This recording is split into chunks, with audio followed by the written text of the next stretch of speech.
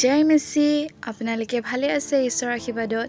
আৰু আজি মই শাস্ত্ৰপাঠ পঢ়িবলৈ লৈছোঁ গীতমালা 119 নম্বৰ 9 পদৰ পৰা 16 পদ।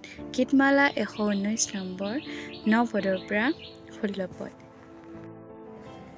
ইয়াত এইদৰে লিখা আছে, ডেকা মানুহে কিহেৰে নিজ পথ শুদ্ধ কৰিব? তোমাৰ বাক্যৰ দৰে তাত মনোযোগ দিয়াৰ দ্বাৰাই কৰিব। মই সমস্ত মনেৰে তোমাক বিচাৰিছোঁ, তুমি মোক তোমাৰ আজ্ঞা পথৰ পৰা ভ্ৰান্ত হৈ যাব নিদিবা। মই যেন তোমাৰ অহিতে পাপ নকৰোঁ, এই নিমিত্তে মই তোমাৰ বাক্য মোৰ মনত সাঁচিলোঁ। হে জিহুৱা, তুমি ধন্য, তোমাৰ বিধিবোৰ মোক শিকোৱা। তোমাৰ মুখৰ সকলো শাসন প্ৰণালী মই নিজ ওঠেৰে প্ৰকাশ কৰিলোঁ।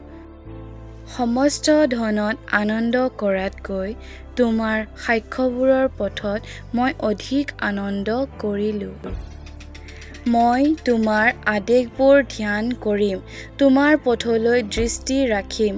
মই তোমাৰ বিধিবোৰত হৰ্ষিত হ'ম, মই তোমাৰ বাক্য নাপাহৰিম। আমেন। ঈশ্বৰে সকলোকে আশীৰ্বাদ কৰক।